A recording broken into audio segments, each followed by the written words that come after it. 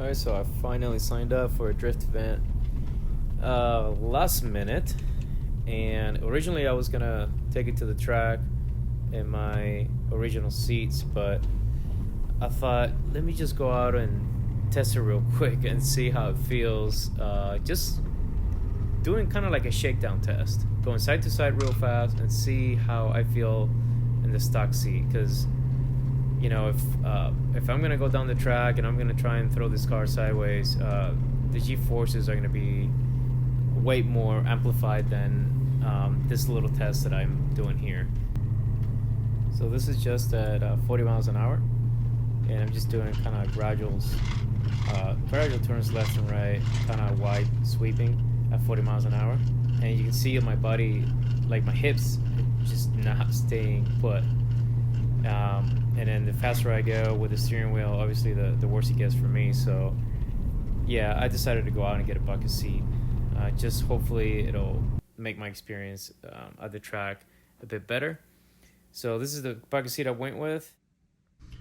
And I'm going to try and share some of this process with you. I'm learning as I go, so I think I got mostly everything figured out. But the only thing that was kind of frustrating is that this kit only came with some of the hardware, and I think some of these may not even be a complete setup, as I was told.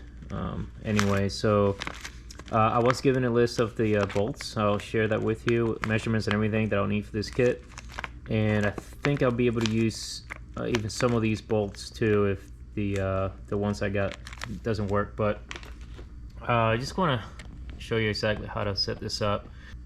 These right here are going to be the side mounts, so this is going to essentially bolt to the side of the bucket seat. So let's see if I can show this here. So you got different settings or height settings that you can set up right here, as well as down below. I'm gonna set everything to the lowest setting possible, just to start out. I'm not gonna torque anything down yet until I know it's gonna fit. This will go essentially right on top, right here. And you can see how some of these holes line up, like so.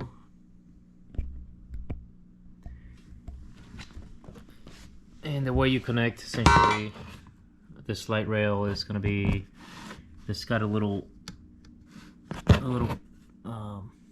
metal piece right here that the handle right here that's going to essentially release the mechanism so you can slide backwards and forwards, pivots on, and then allows the release to actually work. So it starts out by kind of feeding it through a little hole that's there, and then it kind of clips on there like that. So that's how it goes. So I'm gonna start off by essentially getting these bolted on here, and then see if I can get the rail to go next. So I almost made a mistake. Just figured I'd share it with you guys here. So if you can tell, I know everything's kind of dark and blends together, so hopefully you can see this, but this is the side mount that's hooked up right there, and then the sliding rail should line up with one of these holes here. And if you can tell, it doesn't. Like, it's just not wide enough. So if you find yourself in this kind of predicament, that just means that it's installed incorrectly. So what I'm gonna have to do is that these mechanism right here goes on the inside. So I'm gonna have to flip this around, and then the rail should be now, line up with the side mount. Yep, now it works out real nice. As you can tell, it's like really nicely lined up now. So now it covers the entire width of the side mount, and all I gotta do is just line it up and bolt it in. All right, I got everything on there pretty loose, and I just found another problem that I'm gonna have to resolve here, which shouldn't be a problem. or I should say it shouldn't be too big of a deal to do, but I just want to show you where I'm at right now. So all this is gonna have to come apart one more time, but essentially this is what I got set up right here. There's the rail, and here's the issue with the sliding mechanism. So all this is gonna come in real tight and snug. So once I start tightening this up right here, everything's so difficult to see. But essentially this sliding mechanism, this lever here pulls up in order to release the lock so you can slide back and forth. The issue is that once this bracket right here goes flush with the slide, it'll prevent the lever from actually being able to move up, because it's going to make contact with the side mount. So I'm going to have to either take maybe 3 washers or something like that to put in there as a spacer, so there's enough room for the handle here to actually work properly when you pull on it, so you can slide back and forth. All right, looks like one of these washers will work just fine. I haven't taken anything apart just quite yet, but I'm just kind of testing it, and the way I'm doing is essentially just kind of putting the washer in here and then pressing it together how it's gonna look once I get everything tight. And then I'm looking at the mechanism right there, and it looks like there's plenty of room just with one washer in between. So that's what I'm gonna do. It should work out just fine. As a reminder, in order for you to be able to do this bolt and then the one at the bottom, is that you'll do one first, whether it's the front first or the rear, depending on where the location of your slide rail is. So right now the front one is being blocked, which means if I want to take this out, I'm gonna have to slide this all the way back so that I can make room so I can get in there and undo this bolt. Same thing with the rear. So just slide this back and forth so you can gain access basically to your bolt right there. All right, so finally my seat bracket is here. So now I'm looking into taking off the old original seat, and looking at the back, there's a plastic cover that goes right here, easy to remove, and then that'll expose the bolt in the rear. And in the front, you just have to slide the seat as back as possible to expose these right here. So it should be just 4 bolts, and then obviously probably the harness that is connected to the motor that slides this back and forth. I'll have to disconnect that, and that should be it for that one.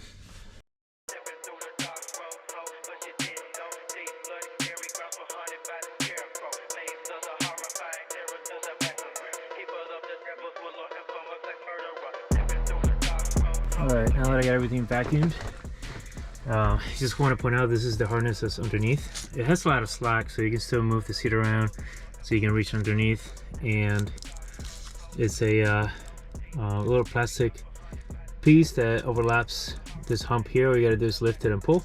It comes right out. Before I do anything else though, I gotta make sure that the bracket I got actually fits. So I'm gonna go ahead and set this up right here. Let's see, that goes on top of that, and let's see here. It does appear that it fits. I can see it right back, but it doesn't quite line up perfectly. So might need some wiggling around. Yeah, I think if I can get the bolt on here first before I tighten anything else up, and then worry about these, that might be the way to go. But I'm gonna go ahead and transfer the seat belt over, and I'm gonna pull this out, and I'm gonna attach it to the bucket seat where it's nice and warm inside my living room. All right, so I completely disconnected the original bracket that has the motor and everything for the original seat. And what I'm trying here is to solve the issue of the seatbelt. So I know some people out there that use the resistor to trick the computer into knowing that you buckled in or not. I'm gonna try something a little different, see if it works for me. So what I'm gonna do is I'm gonna go ahead and disconnect. This is the sensor wire right here, which hooks up into this harness, and this harness right here runs into a bigger bundle that both controls the signal as well as the motors to actuate the slide. So this is the part that connects to the bottom of the car with that wire popping through. That should be the sensor aspect of it. So I think as long as I disconnect this harness, pull this here, and have that connected to the bottom, it should work out all right. I'm gonna go ahead and disconnect some of the other parts of it that's just strictly for the motors. All right, now that everything is disconnected from the motors, so I'll point out exactly what I disconnected here. Again, the circuit we care about is just basically the one that goes to the seat belt. It goes into this harness, and then this plugs to the bottom. Everything else is basically extra. So I got the harness here disconnected. That's going to be kind of like in between where your seat would be and then the rail, so on top. And I've got basically another one here that's disconnected as well. And there's one underneath that you're gonna have to flip over. And that one is right here. That's disconnected too. So now once I take this off, I should be able to take the harness part of it that only has the signal that talks to the computer without having to need any of the other extra accessories. Plug it into the bracket, and hopefully it'll get rid of the seatbelt sign issue. So I'm gonna try and test that out. All right, so now I've got everything as far as the bracket that connects to the car, the sliding mechanism, and then the side mount, all loosely put together. And I got the bucket seat up here. So what I want to do at the moment is bring this up to the bucket seat and then tighten the side mounts as tight as possible so that I know to tighten these to spec. And the reason why I'm doing that is because these have a lot of play in them.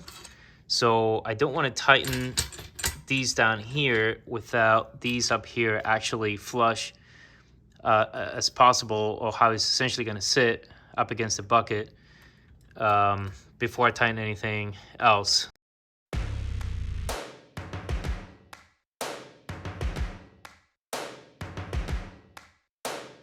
First things first, I'ma say all the words inside my head. I'm fired up and tired of the way that things have been. Oh, ooh. All right, now that I got the side mounts snug, and this is a hardware that kind of came with the side mount. They're Allen type, and anyways, they're snug right now, so there's flush as they can be with the mount. Now down here, as you can tell, like there's a lot of play side to side. So what I'm gonna do is I'm gonna tighten the front ones first, and I can easily reach that from underneath here since I have the nut under there. And I'm just gonna line that up so everything is kind of, you know, centered as possible. And I'm gonna torque these down, and then I'm gonna have to move, basically slide the seat forward so I can reach these bolts, but the ones in the back, and then make sure that everything is essentially symmetrical and as parallel as possible to the seat mount. And I'm gonna torque it down, and yep, so that's what I'll do.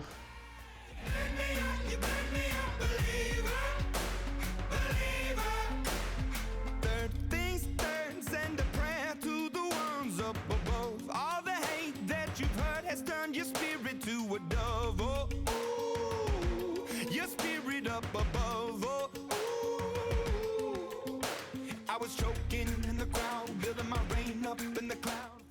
All right, so now that the seat rail is basically torqued down onto the bracket for the car, and everything slides forward and backwards pretty well. The next thing I gotta do is remove the bucket seat. So I'm gonna do these bolts. I know that this bracket here is not gonna go anywhere, so it is fitted and torqued down here. So now I'm gonna remove the bucket seat, and I'm gonna go ahead and attach the sensor. I'm probably gonna use some zip ties down there to get everything nice and snug underneath so it doesn't rattle around. And the reason why I'm removing the bucket seat is because while installing this in the car, I think it'll be much easier without the bucket seat. I can always come in and put this on later and then torque it down, since these bolts here are pretty easy to reach. So yep, bucket seat comes off, and then it's prepping to install the bucket seat in the car.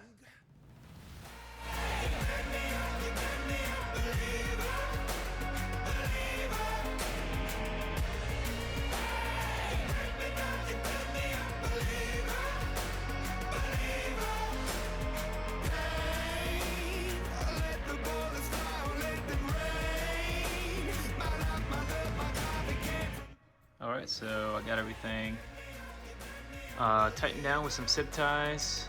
Basically, this is the one that's going to hook up to the sensor that's coming from underneath the floorboard of the car. And this is connected basically to the seatbelt sensor here. All the other extras were for the original electric motor, so that shouldn't have an issue if it's not connected. Fingers crossed it works. So show you from underneath basically how I've got it routed right now, and I shouldn't rattle around. So now what I'm going to do is I'm going to take this to the car and fit it, bolt it down and get it nice and tight, and the bucket seat adjustment is next.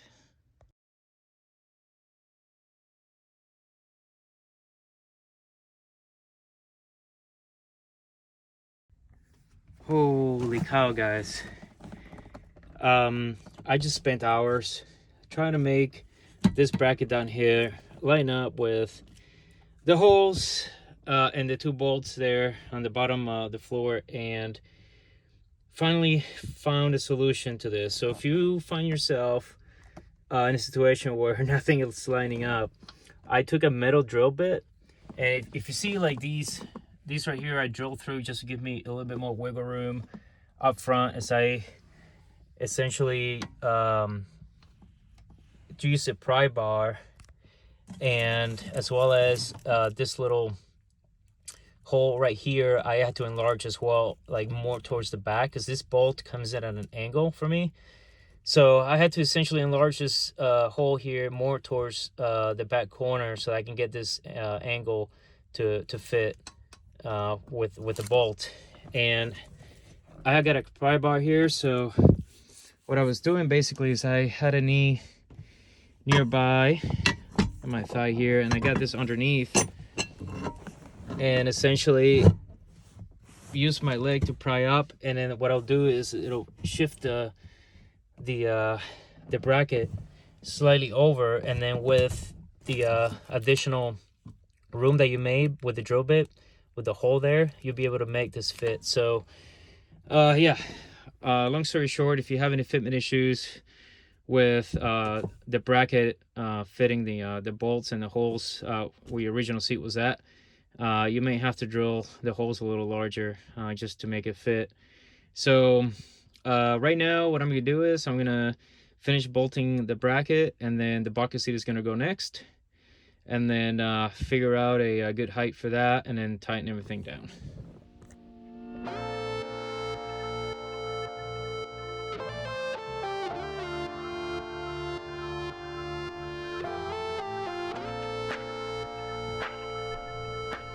Guys, this has been a royal pain, but I think I finally got everything set up how I would think I'd drive.